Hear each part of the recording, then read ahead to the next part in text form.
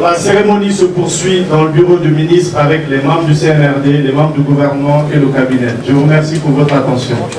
S'il vous plaît, tout le monde ne peut pas être... Je prends la parole aujourd'hui lors de cette cérémonie solennelle de passation de service après 28 mois, soit 2 ans et 4 mois à la tête de ce ministère, le ministère des Mines et de la Géologie. Ce fut un honneur et même un privilège de servir ma nation, mon pays, dans ce rôle crucial pour l'économie de notre pays. Permettez-moi tout d'abord de remercier du plus profond de mon cœur son Excellence, Monsieur le Président de la République, le général des corps d'armée, Ambali Doumbouya, pour sa confiance. Son regard expressif qui n'a cessé de porter sur ma modeste personne et jusqu'ici. Surtout son sens des responsabilités élevé, son amour, mais surtout son appui et son accompagnement tout au long de ces 24 mois dont je viens de parler.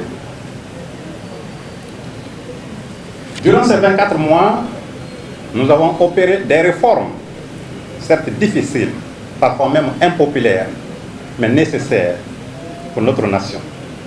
Puisque l'économie guinéenne repose solennellement sur le secteur minier. Donc, que nos compatriotes, nos collègues, nos partenaires miniers ici présents reçoivent l'expression de ma reconnaissance pour le voyage qu'on a mené ensemble jusqu'à date et qui doit se poursuivre sous le leadership de mon grand frère Bouna Sylla, Monsieur le ministre entrant des Mines et de la Géologie. Au cours de ces presque 2 ans et demi à la tête de ce département, nous avons travaillé sans relâche à promouvoir le développement du secteur minier dans notre pays, un secteur vital pour notre économie, notre avenir et notre devenir. Nous avons œuvré pour une gestion transparente et responsable, telle que prônée par le CNRD, puisque le chef de l'État continue de dire que les ressources minières de la République de Guinée doivent profiter à tous les Guinéens, pas à une élite. Et c'est cette vision éclairée qu'ensemble nous avons opéré ici au sein de ce ministère. Mes chers collaborateurs, collègues du ministère des Mines, avant de mentionner les quelques réformes que nous avons opérées ensemble, je tiens tout d'abord à vous exprimer tous ma gratitude et pour votre dévouement, votre travail acharné. Ensemble, nous avons réalisé des progrès significatifs dans le secteur minier, malgré qu'il y a eu des défis majeurs sur notre chemin. Nous avons travaillé à attirer des investisseurs étrangers, puisque nous sommes parvenus à organiser un forum minier qui est devenu directement le 2e plus grand forum minier sous le CNRD du continent africain après l'Afrique du Sud. Nous espérons que la prochaine organisation de ce forum, nous allons compétir avec Indaba, le plus grand forum minier qui se tient en Afrique du Sud. Telle est l'une des perspectives. Nous avons aussi travaillé à faire en sorte que nos communautés locales profitent des retombées de notre industrie à travers le FODEL et surtout l'ANAPIC. Parmi les réformes difficiles que nous avons opérées, je vais seulement mentionner quelques-unes. Tout d'abord, il y a le contrôle de la quantité de minerais qui sort du territoire national. Lorsque j'ai pris fonction début 2022, une nuit, ça c'est une confidence, Son Excellence, Monsieur le Président de la République, m'a appelé, qui ne peut pas dormir. Je lui ai dit pourquoi. Il me pose la question, est-ce qu'aujourd'hui, à date, on sait combien de tonnes de bauxite sont en train de sortir du territoire national? Ma réponse était, sans ambiguïté, non, Monsieur le Président. Il m'a dit, qu'est-ce que tu vas faire? Je lui ai demandé de me donner 6 mois. Ensemble, au sein du ministère ici, nous avons érigé en direction générale le bureau d'évaluation des quantités de minerais. Aujourd'hui, nous sommes fiers de déclarer à la face du monde et devant le peuple de Guinée qu'aucune tonne de bauxite ne sort de ce territoire sans qu'il ne soit mesuré par les inspecteurs miniers qui sont dans chaque navire minier qui rentre dans ce pays. Et la quantité de bauxite exportée de façon hebdomadaire, mensuelle, trimestrielle et annuelle est connue à l'instant T. Ça, c'est l'hommage que je rends à mes collaborateurs. Avec cette direction générale, aujourd'hui, la Guinée connaît exactement même les prévisions des navires qui doivent rentrer dans ce pays. Ça fait partie de notre souveraineté. Le Premier ministre chef du gouvernement, nous avons besoin d'une collaboration active avec mes collègues du gouvernement, d'un dialogue franc et constructif avec les sociétés minières, les partenaires techniques et financiers, la société civile et d'une attention particulière et assidue pour les impacts sociaux, économiques et environnementaux et d'une objectivité et ouverture dans la collaboration avec les cadres du secteur minier.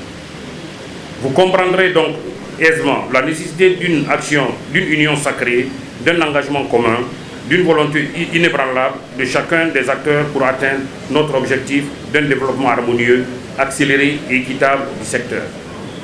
C'est cela notre devoir envers les populations guinéennes. C'est cela notre devoir envers les investisseurs.